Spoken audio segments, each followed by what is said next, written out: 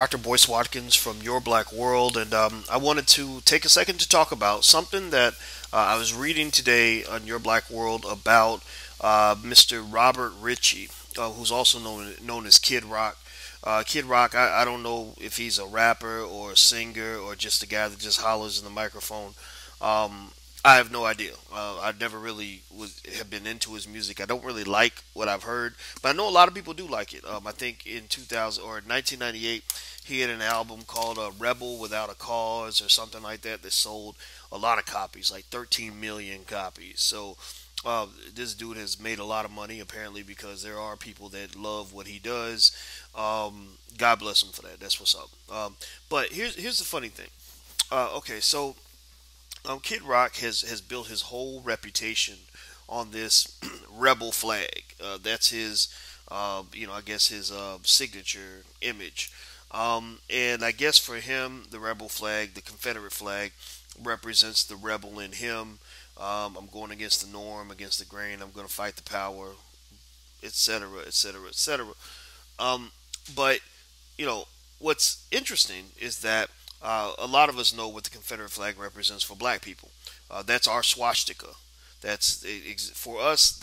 It is to us what the swastika is to the Jews.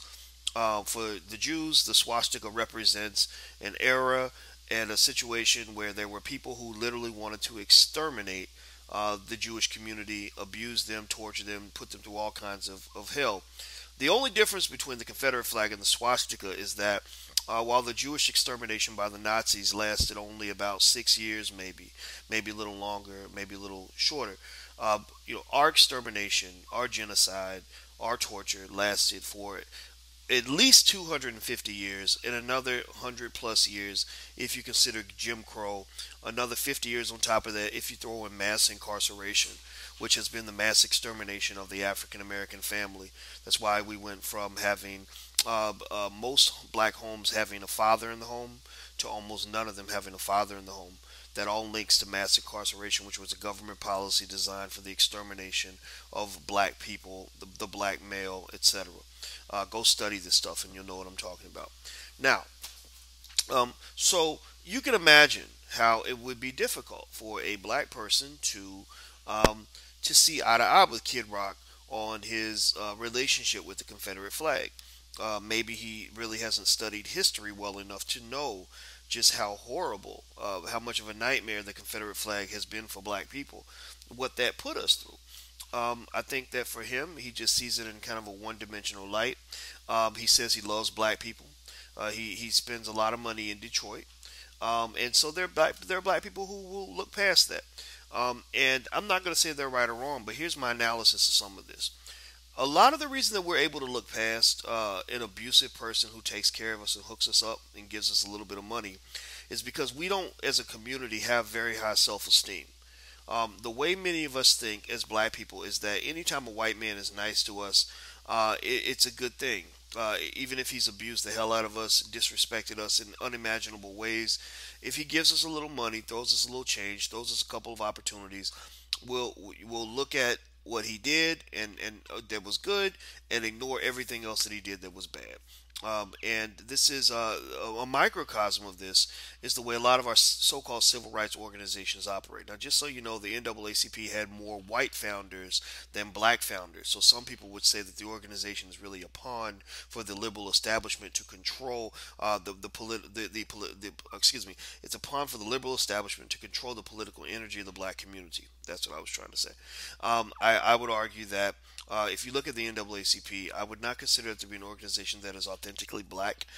It's an organization that I think guides blackness in a way that aligns itself with the Democratic Party and what liberals have in their own agenda. And their agenda ends up superseding the black agenda.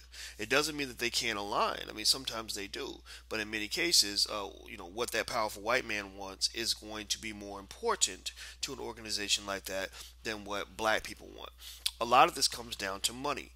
Money is, and this is something I love. This is why I love talking about money. I've been teaching about money for a long time, because money is fascinating in that it is such a powerful drug that it controls and shapes so much of our society on an individual level and a collective level.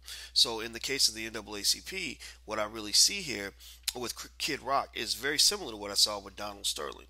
I saw situations where you had two white guys who have been incredibly disrespectful toward black people, who basically made up for it with money. And because money washes away all your sins, these individuals not only gained acceptance in the black community, they were given awards and exalted as leaders in their community. Now those are two different things, right? It's one thing for me to say, I don't like you, but I'll accept your donation. It's another thing for me to say, not only will I accept your donation, but I will let you buy my integrity. I will let you buy an award from me where I will go to the people that I influence, and I will tell them that you're a good person because you hooked up my organization. You gave us money. Now it's I would just say it's not something where I'm saying, let's just go out and attack the NAACP and let's, just go off on Kid Rock.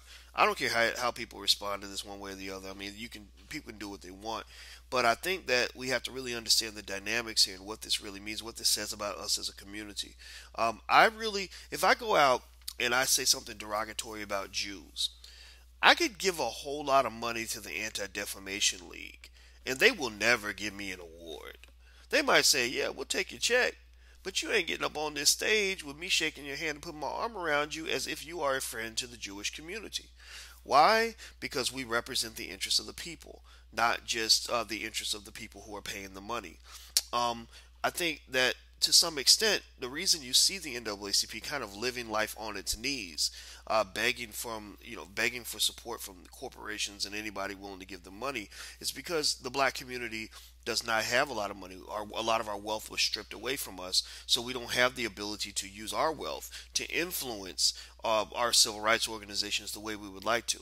It's very difficult for black money to compete with white corporate money because white America spent hundreds of years stripping all the wealth from us. Our great-great-grandparents, many of them started businesses and bought land so that 100 years from now we would actually have wealth. We would have a few $1,000,000 in the bank when we were born. We wouldn't be starting from nothing. And in many of those cases, that wealth was stolen. That land was stolen. Those people were killed, and their stuff was taken from them. They were blocked from opportunities. That's why when people have this reparations conversation, they act like reparations aren't deserved. Those people clearly just don't understand history, and also they don't have any respect for you. That's the thing. That's what's important to understand as black people, is that the things that we want, we have to learn how to train ourselves to be in a position to fight for them. We have to train ourselves to be in a position to beat down and bully anybody who gets in the way of us achieving fairness and equity in this society. It doesn't mean that you want to be nasty. It doesn't mean you have to be a bad person. And even the word bully, maybe that's a bad word for me to use because I don't like the idea of bullying people. But at the same time, people respect you when you stand up for yourself. They don't respect you when you bow down and you're willing to suck up to anybody who will give you $1. And so, in terms of Kid Rock, the idea that this man can openly promote the black swastika to America and then say, kiss my ass, but yet still buy his way to an NAACP award is a direct reflection of just how weak your community is. It is a reflection of how punked your community is. It is a reminder of just how bought out many of our leaders are. We need to wipe the earth clean. I mean, literally 90% of the black people on TV who allegedly represent the interests of black people, we need to just let them go, find new leadership that puts the interests of the people ahead of the interests of corporations, the interests of government officials, or the interests of those who are seeking to exploit us. And that means overcoming the brainwashing that many of us were born with, where we were born to believe that the NAACP was an organization that was here to defend us. That this was our last line of defense. Doesn't mean the NAACP can't do good work. Doesn't mean they don't do good work. For example, Ben Jealous. I know personally from talking to people who know Ben that he was a former NAACP president, by the way. He actually had the interests of the black community at heart.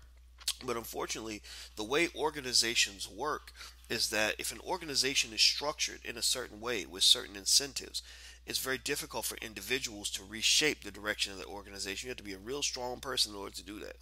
Like the presidency. Barack Obama may be a good guy. He may really want to do things for the black community, but the presidency is not structured to be supportive of the black community. It's structured to control and manage the black community and oppress the black community. So even if Obama goes in there with the right intentions, it's very difficult for him to redirect the ship on which he's been made into the pseudo captain, right? So that's all I really want to say about this. I think that obviously Chris Rock's position, I said Chris Rock, sorry, Kid Rock, that his position is problematic.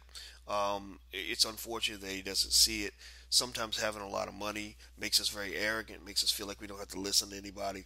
I don't even know how hard, I don't even know if it's worth really pushing and fighting this battle because he's just one artist with stupid opinions. We've got 1,000 of those.